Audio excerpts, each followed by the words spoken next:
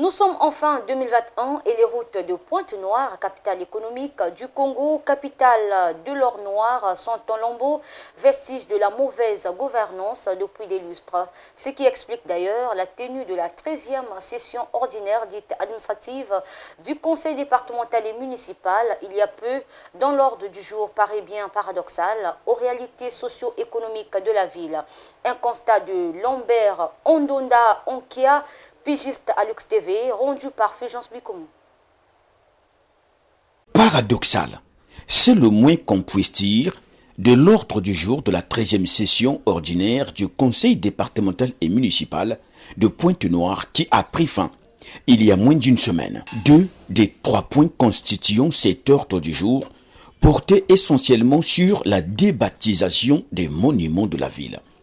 Cela veut dire que pendant que les routes de la capitale économique ne reflètent même pas cette nomination de capitale économique, parce qu'elles sont dans un état de sous-développement et de délabrement avancé, le conseil départemental et municipal de Pointe-Noire a mis la priorité sur ce qui n'avait rien de prioritaire: changer les noms des monuments de la ville.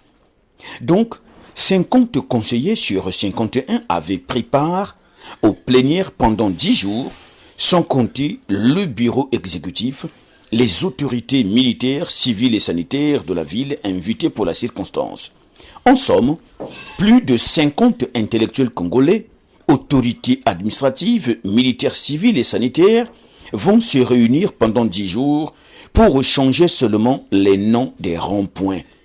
Le rond-point Ilama deviendra rond-point Nelson Mandela, et celui qui est appelé aujourd'hui rond-point Nelson Mandela sera débaptisé en place du centenaire. Voilà ce qui a coûté aux caisses de l'État congolais plus de 20 millions de francs CFA en dépenses parce que les distingués conseillers ont siégé pendant 10 jours.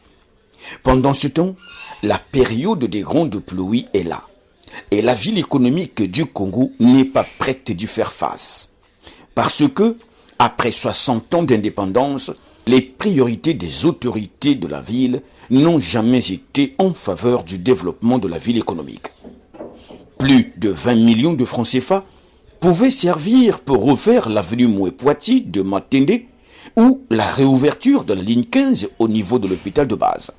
Que de rassembler les distingués conseillers pour changer les noms des ronds-points pour une dépense faramineuse. Les autorités municipales auraient priorisé au cours de cette 13e session les enjeux du réchauffement climatique à l'approche de la COP26 à Glasgow.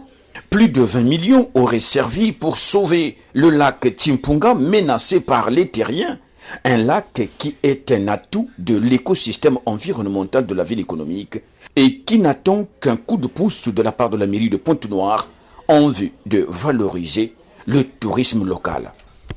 Très bientôt, Pointe-Noire va célébrer ses 100 ans de son existence. Mais quelles seront les priorités d'alors?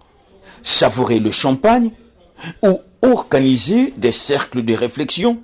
Mieux encore, des consultations qui incluraient toutes les forces vives de la ville en vue de proposer des solutions pérennes aux multiples problèmes qui minent la ville et sa jeunesse. Attendant de voir, qui vivra verra.